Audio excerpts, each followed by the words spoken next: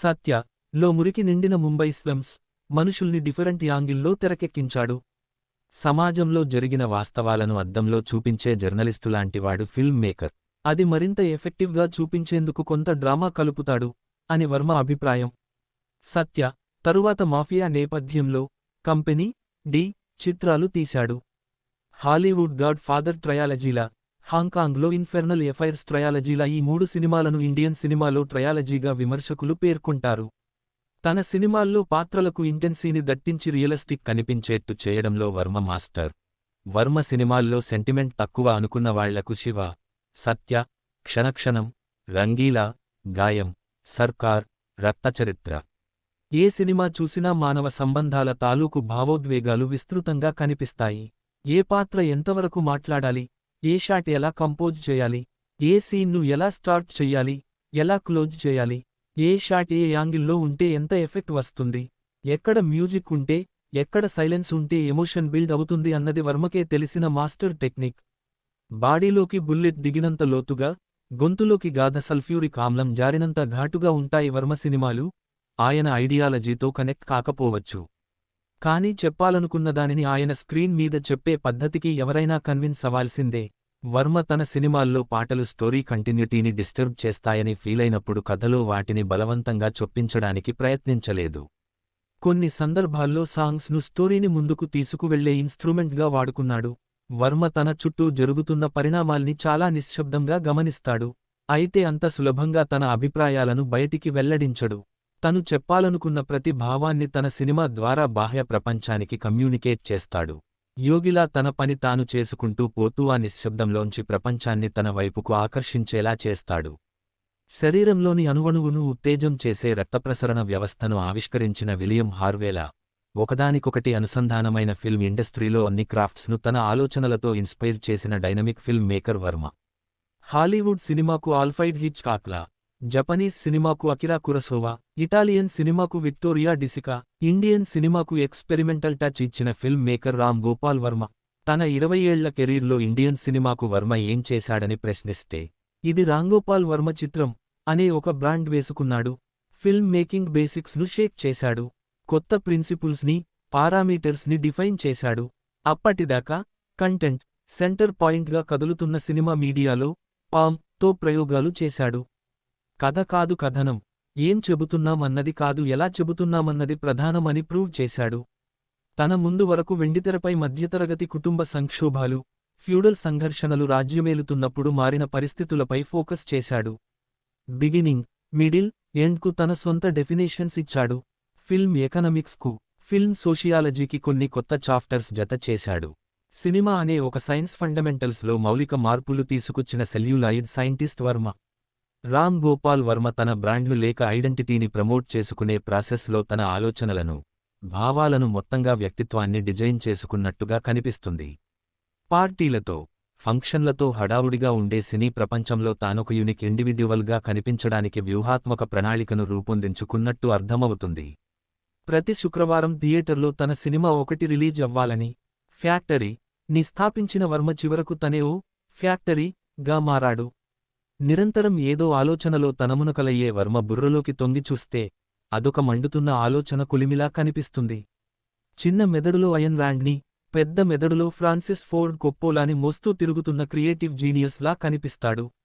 కొన్నిసార్లు మనసులో ఏదో అంతర్గత కల్లోలం చెలరేగుతున్నట్టు, గదమపై చేయి ఉంచి సుదీర్ఘంగా ఆలోచిస్తున్న ఆగస్ట్ రోడిన్ థింకర్ లా తాత్వికంగా కనిపిస్తాడు. ముందు క్షణంలో వచ్చిన ఆలోచన మరుక్షణంలో వర్మకు పాతదిగా అనిపిస్తుంది. ఏదో కొత్తగా చేయాలన్న తపన ఆయన్ని నిరంతరం కాల్చేస్తున్నట్టుగా కనిపిస్తాడు. అతడి గురించి ఈ ప్రపంచం చాలా సీరియస్గా డిస్కస్ చేస్తున్నప్పుడు ఎక్కడో ముంబైలో జిమ్లో ఎక్సర్సైజులు చేసుకుంటూనో, తన ఆఫీస్లో గాడ్ ఫాదర్ను ఏ 100వ సారి చూస్తూనో ఏకాంత క్షణాల్లోకి జారుకుంటాడు. తనను ఈ ప్రపంచం కొన్ని రోజుల పాటు మరచిపోయిందని అనిపిస్తే తన బ్లాగ్లో కరణ్ జోహార్ ఫ్యామిలీ గ్రామాలపై కామెంట్స్ విసురుతాడు. లేక మరేదో క్రేజీ కాంబినేషన్తోనో సెన్సేషనల్ టాపిక్ మీదో సినిమా అనౌన్స్ చేస్తాడు. అదీ కాకుంటే ట్విట్టర్లో చిరంజీవి మీదో, ఎవరో ఒకరి మీదో కామెంట్లు విసురుతాడు. విమర్శలు, వివాదాలు లేనిదే వర్మకు నిద్రపట్టదు. తననెవరైనా మర్చిపోతే మరో సంచలన ప్రకటన చేసి ఎదుటివాళ్లకు నిద్ర పట్టకుండా చేస్తాడు. రక్తచరిత్ర పారించిన వివాదాల నెత్తుటి తడి ఆరకముందే బెజవాడ రౌడీలతో కత్తులు పట్టిస్తానంటాడు. అసలు ఇదంతా పబ్లిసిటీ కోసం చేస్తున్నారా అంటే, అసలు నా లైఫే ఓ పబ్లిసిటీ అంటాడు. ఏదేమైనా పబ్లిక్ తనని అంత ఈజీగా మర్చిపోనివ్వడు. ఇది ఒక రీకాల్ స్ట్రాటజీ కావచ్చు. ఆయనొక నదీ ప్రవాహం లాంటివాడు. ఎన్నో పిల్లకాలువల్ని తనలో కలుపుకుని ముందుకు సాగిపోతాడు. గత 20 ఏళ్లలో ఆయన దగ్గర పనిచేసి, ఆ తరువాత పెద్ద దర్శకులైన వాళ్లు ఎందరో ఉన్నారు. ఇప్పటికీ దర్శకులు కావాలనుకుంటున్న వాళ్లకు ఆయనే ఇన్స్పిరేషన్. అయస్కాంతం ఇనుమును ఆకర్షించినట్టుగా సినిమా దర్శకుడు కావాలనుకునే వాళ్లు మొదట ఆయన వైపు ఆకర్షితులవుతారు. ఆయనో కేంద్రం. చుట్టూ కక్ష్యలో సినిమా పరిశ్రమ యావత్తూ భ్రమణం చేస్తున్నట్టు కనిపిస్తుంది. కొంతమందికి అది భ్రమ, కొంతమందికి నిజం. వర్మను విపరీతంగా ప్రభావితం చేసిన అయాన్ ర్యాండ్ ఫౌంటైన్ హెడ్ లో చివరి వాక్యం ఇలా ఉంటుంది: ఇప్పుడక్కడ అతడు, ఆకాశం, సముద్రం మాత్రమే మిగిలి ఉన్నాయి. సాహిత్యానికి సంబంధించి 20వ శతాబ్దం నాది అని ప్రకటించుకున్నాడు. వర్మ అలా ప్రకటించుకోకపోయినా అతని సినిమాయే అతని ప్రకటన. రామ్ గోపాల్ వర్మని చంపటం ఎలా?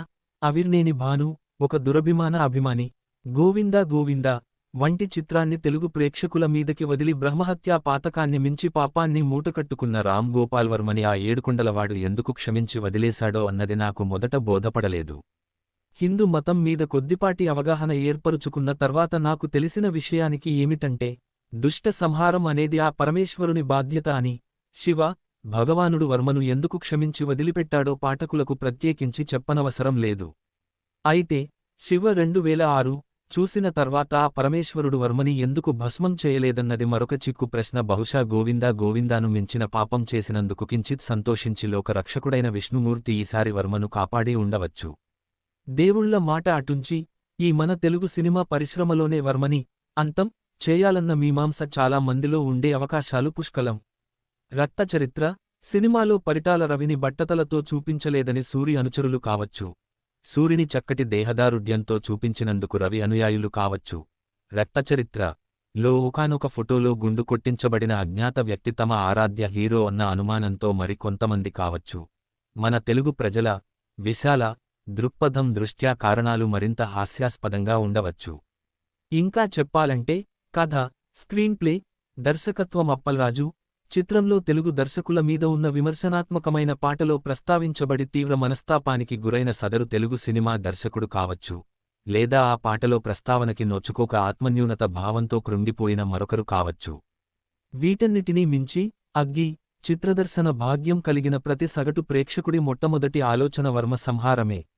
మరింత విడమర్చి చెప్పాలంటే, ఆ చిత్రాన్ని చూసిన మనలాంటి వందలాది ప్రేక్షకులు అతనిని ఊహకందని రీతిలో చిత్రవధ చేసి మరీ తుదముట్టించాలనుకున్నాం. ఎంతైనా ప్రతీకారమే పరమసోపానం మహాభారతంలో ప్రస్తుతించబడి, అప్రస్తుతంగా రక్తచరిత్రలో వినియోగించబడినది కదా. ఏది ఏమైనప్పటికీ ఆశ్చర్యకరంగా వర్మ తన జీవితాన్ని హాయిగా లాగిస్తూ, విజయఢంకా మ్రోగిస్తూ, విలేకరుల నోర్లు మూయిస్తూ, తండోపతండాలుగా తన సినిమాల పరంపరని కొనసాగిస్తూ ప్రేక్షకులని బెంబేలెత్తిస్తున్నాడు. కాని హేతుబద్ధంగా ఆలోచించిన కొద్దీ వర్మని అంతం చేయటం సాధ్యం కాదేమో అనిపిస్తుంది. ఈ పరిశ్రమ వ్యక్తిగా వర్మ తాలూకు ముద్ర, ఆయన నడవడిక అడుగడుగునా గోచరిస్తుంది. ఎంతో మంది ఆశావహ దర్శకులు, సాంకేతిక నిపుణులు వర్మని ఒక స్ఫూర్తి ప్రదాతగా భావిస్తారు. వీళ్లందరూ కాక ఇంటర్నెట్లో వందల వేల అనామకులు వర్మ గురించి పుంఖానుపుంఖాలుగా ప్రస్తుతించడం సర్వసాధారణం. తెలుగు సినిమాకి ఒంటి చేత్తో దిశానిర్దేశం చేశాడు అని ఆయన అభిమానులు ఉవాచ. వర్మ తెలుగు సినిమాని వదిలి వెళ్లిన తర్వాత తెలుగు సినిమాలు పాత మూస ధోరణిలోనే కొనసాగుతున్నాయి అన్నది వారి వాదన. వర్మని అంతమొందించాలి అన్న సంకల్పం తప్పించి ఈ వాదనలకి సరైన ప్రతివాదన నా దగ్గరలేదు. ఇక తెలుగు సినిమా దర్శకుల మీద పాట విషయానికి వస్తే, ఆయన అభిమానుల దృష్టిలో అది కేవలం సుహృద్భావంతో కూడిన హాస్యమే తప్ప ఇతరులను అపహాస్యం చెయ్యటం కాదు. ఇక్కడ గమనించాల్సిన విషయానికి ఏమిటంటే, వర్మ ఆ పాటలో అందరికంటే తన మీద తానే కఠినమైన విమర్శలు చేసుకున్నాడు. ఒక వ్యక్తి తనపై తానే హాస్యాలాడటం అన్నది అరుదుగా చూస్తుంటాము. ఈ విధంగా వర్మ ఆ పాట రూపంలో ఒక సరికొత్త హాస్యరసానికి మన పరిశ్రమలో అంకురార్పణ చేశాడు. ఈ తరహా వాదన తెలుగు సినిమా దర్శకులకు కొంత ఉపశమనం కలిగించవచ్చు, కానీ ఎక్కడో నా అంతరంగాల్లో అతడిని అంతం చేయాలన్న భావన ఇంకా నన్ను వీడలేదు. నా దృష్టిలో ప్రతి దర్శకుడు తన అభీష్టం కొద్దీ కథని ఎంపిక చేసుకోవచ్చు. రక్తచరిత్ర తీసిన వర్మని అంతం చేయాలనుకుంటే, అతని కన్నా ముందు గాంధీ సినిమా తీసిన అటెన్బోరోని, లెజెండ్ ఆఫ్ భగత్ సింగ్ తీసిన రాజ్కుమార్ సంతోషులను కూడా అంతం చేయవలసిందే. ఇక్కడ నేను నేతలు, హీరోల గురించి మాట్లాడటం లేదు. ఒక దర్శకుడిని ప్రేరేపించే కథలు కథనాల గురించి ప్రస్తావిస్తున్నాను. ఈ విషయంలో నాలోని లౌకికుడు వర్మకి మద్దతు తెలుపుతున్నాడు. కనీసం చిత్రాన్ని చూడకుండా గమనిస్తే ప్రతి గుంపులో గోవిందయ్య వర్మని ప్రస్తుతించడం ద్వారా ఉచిత ప్రచారం పొందుతున్నాడా అన్న సందేహం కలగక మానదు. వర్మని అభిమానించవచ్చు, అసహ్యించుకోవచ్చు, అవహేళన చేయవచ్చు, కాని అతడి ఉనికి మాత్రం తప్పనిసరి. అసలు ఈ హడావిడి చూస్తుంటే వర్మ చరిష్మాని వాడుకుని ఈ టీవీ ఛానల్స్ అన్నీ లబ్ధి పొందుతున్నాయా అనేది నా సందేహం. ఈ సందేహం నన్ను కొంత కలవరానికి గురిచేస్తోంది. కానీ నా ఈ సందేహం నిజమేనేమో, వర్మ ఒక వ్యక్తి కాదేమో, ఒక ఆలోచనా శక్తేమో. ఈ విధంగా ఆత్మవిమర్శ చేసుకుంటూ అగ్గి చిత్రంపైన నాకున్న కోపాన్ని కూడా ప్రశ్నించసాగాను. నా కోపమంతా కేవలం టికెట్ డబ్బులు ఇంకా కొన్ని గంటల నా సమయం వృధా అయ్యిందనే. కానీ చరిత్రలో కలికితురాయిగా మిగిలిన షోలే చిత్రాన్ని మరలా తీయటానికి వర్మ ఎంత సమయం, డబ్బు, వనరులు ఖర్చు చేసి ఉంటాడో. ఆ చిత్రాన్ని రూపొందించడానికి 3 జాతీయ అవార్డ్ గ్రహీతలని సినిమాలో నటింపచేయటానికి వర్మ ఎంత శ్రమించి ఉంటాడో. భూప్రపంచంలో ఒక చెత్త సినిమా తీసి ప్రేక్షకులతో చీకొట్టించుకోవాలని ఏ దర్శకుడూ సినిమా తీయడు. కర్ణుడి చావుకి కోటి కారణాలు అన్నట్టు ఓ సినిమా పరాజయానికి అనేకానేక కారణాలు ఉండొచ్చు కదా. ఆ ఆలోచనలతో వర్మని అంతమొందించాలన్న కోరిక నాలో బలహీనపడుతుంది. ఎందుకంటే అది అనితర సాధ్యమేమో. ఒక వ్యక్తిని చంపవచ్చు కాని అతడి ఆలోచనను చంపలేము. సర్కార్ చిత్రంలోని ఒక సంభాషణ ఎంత నిజం. వర్మ ఒక సామాన్య మానవుడి స్థాయిని ఏనాడో అధిగమించేశాడు. వర్మ ఒక ఆలోచనా తరంగం, ఒక ప్రభావం, నిరంతర ప్రవాహం, క్లిష్టమైన వ్యక్తిత్వాల సమూహం. ఒక్క మాటలో చెప్పాలంటే వర్మని అంతం చేయటం అసాధ్యం. ఆ మాటకి వస్తే అలాంటి ఆలోచన రావటమే అవివేకం. వర్మ జన హృదయాలలో అమరజీవి. ఈ వ్యాసం ఇంతవరకు ఓపికగా చదివి వర్మని అంతం చేయడం అన్న బలీయమైన కోరిక ఇంకా ఉన్నవాళ్లకి మాత్రం నేను కొన్ని సలహాలు సూచనలు ఇవ్వగలను. వర్మని అంతం చేయడానికి ఏ కిరాయి నరహంతకుడో, ఆయుధమో, పరికరమో, విస్ఫోటక పదార్థమో అవసరం లేదు. ఆయనని గత కొద్ది సంవత్సరాలుగా అతి దగ్గర నుంచి గమనిస్తున్నాను. ఉదయం మొదలు సాయంత్రం వరకు ఆయన చేసే ప్రతి పని సినిమాకు సంబంధించిందే. కానీ రాత్రివేళల్లో ఆయన ఏమి చేస్తారనేది ఇక్కడ అప్రస్తుతం. ఆ ఒక్క విషయాన్ని నేను పాఠకుల విజ్ఞతకి, వారి ఊహాశక్తులకి వదిలేస్తున్నాను. వర్మ ఒక టెరాహెడ్ మల్టీ టాస్కింగ్ ఉన్న మరమనిషి. ఆయన ఎల్లప్పుడూ ఏదో ఊవిస్తూ, ఆలోచిస్తూ, పిచ్చిరాతలు రాస్తూ, ఏవో పిచ్చి బొమ్మలు గీస్తూ, లు పంపుతూ ట్విట్టర్లో సందేశాలు వదులుతూ ఉంటారు. ఈయన సామర్థ్యం చూస్తుంటే ఖచ్చితంగా ప్రముఖ దర్శకుడు శంకర్ రోబో కన్నా పర్మాయే శక్తివంతుడేమో అనిపిస్తుంది. ఒక్క మాటలో చెప్పాలంటే ఆయన్ని మనం రోబో గోపాల్ వర్మ అని పిలవచ్చు. ఆయన కదలికల్ని విశ్లేషించిన తర్వాత వర్మని అంతం చేయడానికి ఒకే ఒక మార్గం ఆయనని ప్రపంచంలో ప్రచార సాధనాల నుంచి, ముఖ్యంగా సినిమా, దూరంగా ఉంచటం. ఆయనని తీసుకెళ్లి ఒక కీకారణ్యంలో వదిలివేయాలి. లేదా కలం, కాగితం, కంప్యూటర్, ఫోన్ ఎలాంటి ప్రసార సాధనాలు, సౌకర్యాలు లేని ఏదైనా ఒక పెద్ద భవంతిలో ఖైదు చేయాలి. ఈ 2 పద్ధతులు విజయవంతంగా అమలు పరిస్తే వర్మని ఖచ్చితంగా అంతం చేయవచ్చు. కాని పక్షంలో పరిణామాలు అత్యంత ప్రమాదకరంగా మారవచ్చు. వర్మ తప్పించుకుని బాహ్య ప్రపంచంలోకి తిరిగి వస్తే కనుక ఆయన తన అనుభవాలన్నింటినీ రంగరించి ఒక సినిమాగా రూపొందించటం తథ్యం. ప్రచార సాధనాలు లేని ఆ ఇంట్లో ఆయన అనుభవాలను చిత్ర విచిత్రమైన కెమెరా కోణాల్లో బంధించి, ఒళ్ళు గగుర్పొడిచే ముఖ కవళికలతో, భయంకర బీభత్సమైన క్రీనీడలతో మరొక చిత్రాన్ని మన మీద వదలడం ఖాయం. ఈ మృగతృష్ణ ఇంతటితో ఆగదు. ఆ సినిమా విజయవంతం బతే దాన్ని తరువాయి భాగంగా, పరాజయం పాలైతే కథకి సున్నితమైన మార్పులు చేర్పులు చేసి మరో పేరుతో అదే కథాంశంతో ప్రేక్షకులపై పదే దాడి చేయడం తథ్యం. చివరిగా, వర్మ లేకపోతే మనకి ఆయన ప్రయాసతో రాసుకున్న అర్థంలేని కథలు, అత్యాశతో తీసే అర్థం కాని సినిమాలు, అర్ధనగ్న కథానాయికలు, వ్యర్థమైన విలేఖరుల ప్రశ్నలు, ద్వంద్వార్థపు సమాధానాలు, సరదా వ్యాఖ్యానాలు, బురద జల్లేటి కథనాలు, సిగ్గు పడకుండా రాసుకునే బ్లాగ్, భగ్గుమనే వ్యాఖ్యలు, నిగ్గు తేల్చే ప్రతివ్యాఖ్యలు ఇవేవి ఉండేవి కావు. వర్మే లేకుంటే ఇలాంటి వ్యాసం రాయొచ్చన్న ఆలోచన నాకు తట్టేది కాదు. ఆయన లేకపోతే ప్రపంచవ్యాప్తంగా రోజు మొత్తం ఇంటర్నెట్లో సినిమాకి సంబంధించిన అడ్డమైన ప్రతి విషయాన్ని, వ్యాసాన్ని పొల్లుపోకుండా మళ్లీ చదివేనా ఈసాటి సినీ ప్రేమికులెవ్వరూ నా ఈ వ్యాసాన్ని చదివేవారు కాదు. ఇంతటితో నా ఈ సీదాసాదా సోదిని ముగిస్తున్నాను. అతనో సూటి వంకర, J. V. Ramana college friend. సూదిగా ఉండేవాడు ఎప్పుడు వంకరగా కనిపిస్తాడు. ఇది రక్తచరిత్రలో ఒక మాట. బహుశా ఇది రామ్ గోపాల్ వర్మకు చాలా వర్తిస్తుంది. చాలా ప్రశ్నలకు సమాధానాలు అంత సులువుగా దొరకవు.